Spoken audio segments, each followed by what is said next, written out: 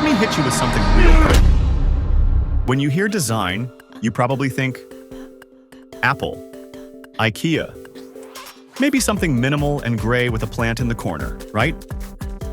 But what if I told you that some of the most mind-blowing, soul-deep, eco-smart design in the world isn't coming out of Paris or Tokyo, but out of Dakar, Nairobi, Lagos, and Lusaka? This is a continent where architecture cools itself and fashion tells life stories, where a basket can literally pay for school fees. Design isn't about luxury, it's about legacy. It's not about trends, it's about traditions that work. African design isn't a copy, it isn't aesthetic, it's a worldview. It's how people respond to their climate, their culture, their community, and still make it look stunning. You've got textiles that speak, homes that breathe, furniture made from flip-flops, and architecture so smart it doesn't need electricity to beat the heat. This isn't the future of design. It's the root of it. So sit tight, because we're about to journey through a continent where everything means something, where form always meets function, and where every design choice is rooted in history, community, and genius.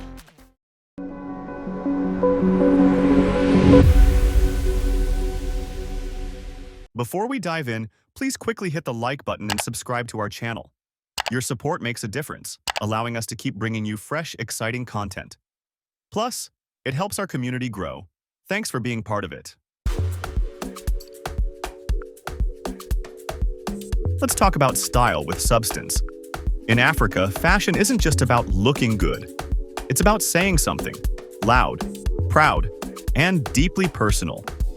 Imagine wearing an outfit that literally broadcasts your social status, your tribe, your life story, and even your emotional state.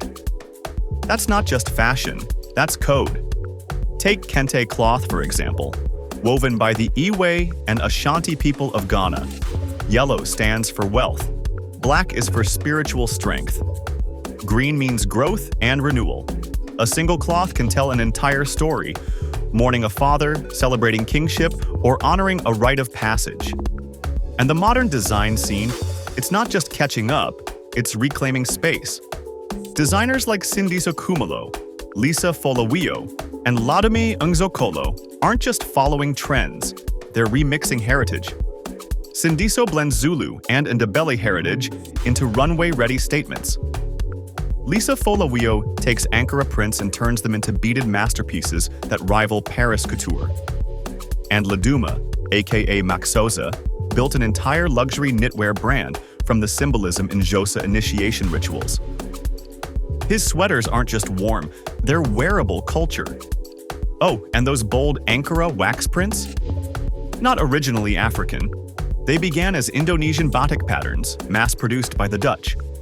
But West Africa took them, renamed them, gave them new meanings like "money has arrived" or "my husband's other wife," and turned them into icons of African identity. That's not appropriation, that's innovation.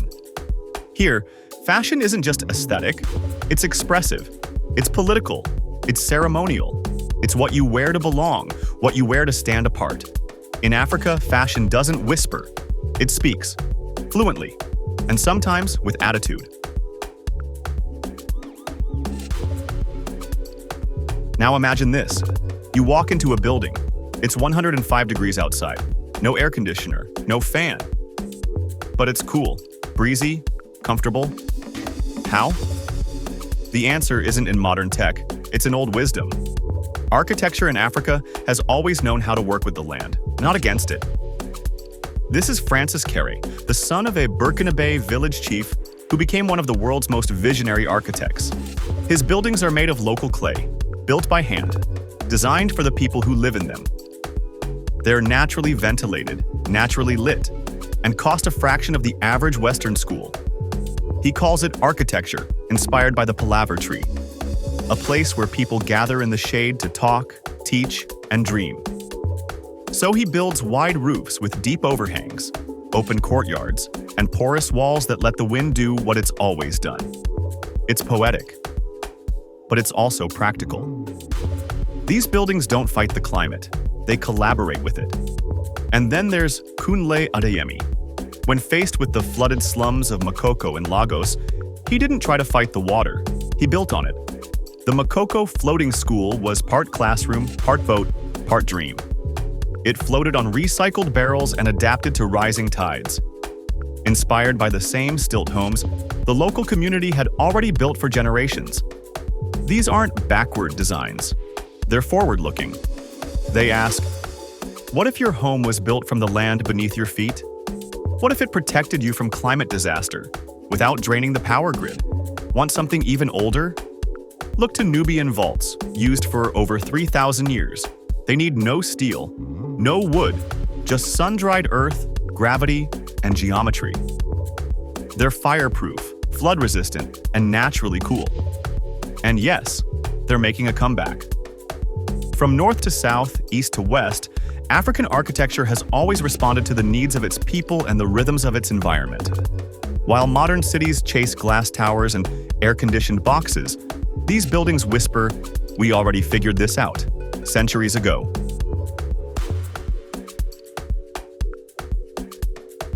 Across Africa, craft is currency, not just financially but culturally. It's how generations pass down knowledge. It's how identity is preserved. And now, it's how innovation gets made, by hand. Take Zenzulu, a design collective in South Africa. They took Zulu basket weaving, replaced the grass with telephone wire, and created art that ended up in homes from Johannesburg to Stockholm. It's industrial meets ancestral, tradition remixed with tech waste, a throwback, turned forward-facing. Or take Issa Dion in Senegal. She revived manjack weaving, once fading, and turned it into a high-end textile business. Her fabrics now live in luxury hotels, art installations, and designer homes across the globe. And they're all made in Dakar by weavers using methods that go back hundreds of years. Want something truly unexpected? Head to Rwanda, where artists are creating bold black and white geometric paintings out of cow dung. It's called imigongo. They mix it with ash, mold it into ridges, dye it, and paint stunning pieces that end up in art galleries worldwide. Sounds strange? Sure, but it's proof that African design doesn't just reuse, it reimagines. Nothing is wasted. Everything tells a story. These aren't souvenirs. They're systems. Craft in Africa powers rural economies, employs women at scale, keeps young people rooted, and turns heritage into revenue. In a world obsessed with automation, African craft stays human, precise, textured, and alive. It slaps because it's real, and it endures because it's respected.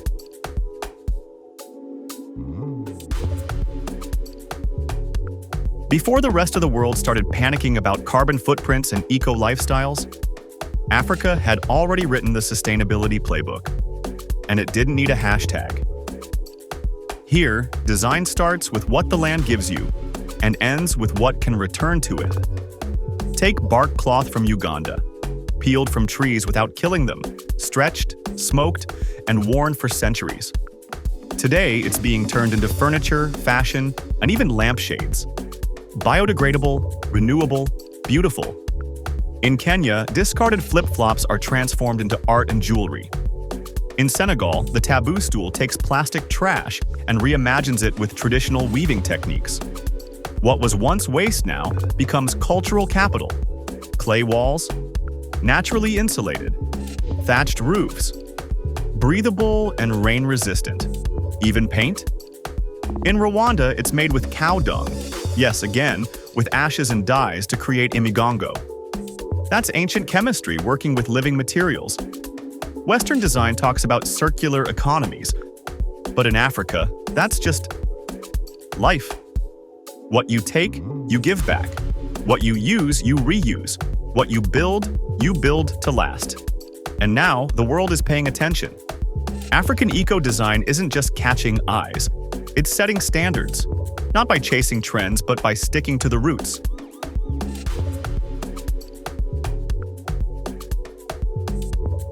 Here's the thing about African design. Tradition isn't treated like glass. It isn't something to be tucked away and protected. It's something to remix, to bend, to break open and rebuild. Designers across the continent are taking the visual language of the past and remixing it for now. Not by watering it down, but by dialing it up. In Ghana, Takura Design reimagines sacred stools into sleek, modern furniture that could live in a New York loft, but still carries the weight of Ashanti royalty. In Namibia, designers flip the colonial-era Herero dress, once forced onto women, and transform it into a bold symbol of resistance and identity. Its history stitched with a vengeance. You'll see Maasai beadwork on high-top sneakers, Ndebele mural patterns on bomber jackets. Adinkra symbols are scanned into design software and turned into 3D jewelry. This isn't dilution, this is evolution. For African creators, heritage isn't a museum piece, it's material, to be cut, coated, woven, and worn. They're not blending the old with the new, they're showing us that it was always the same. Remix culture isn't about making things trendy. It's about reclaiming space, about proving that African design isn't following global aesthetics. It's influencing them.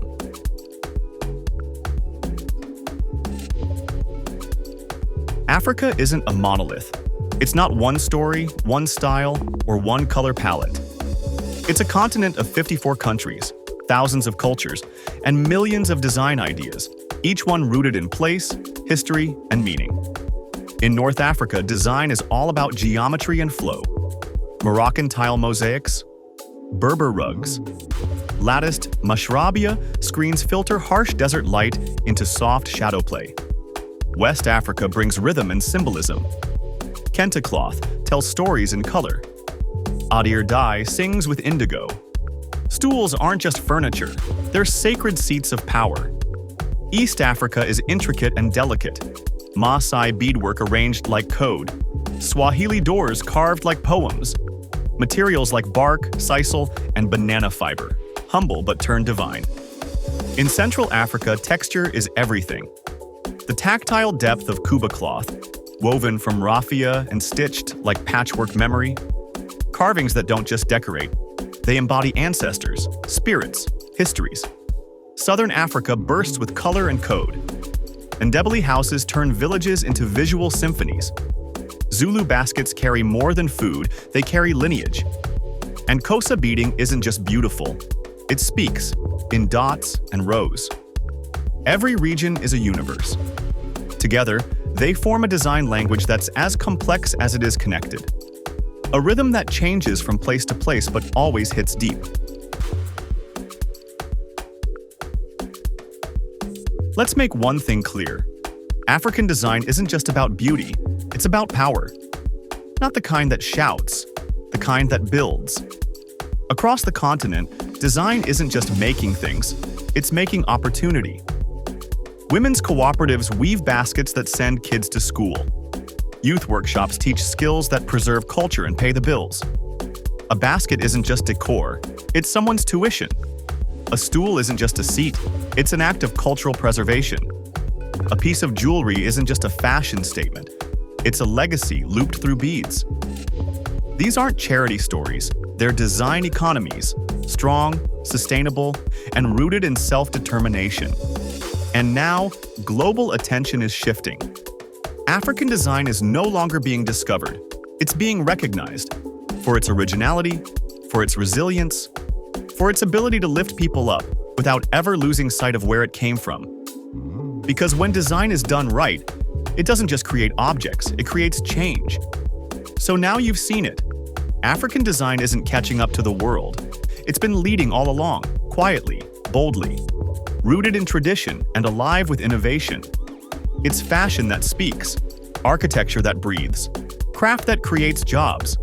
It's sustainability without slogans. It's design that doesn't ask for attention but demands respect.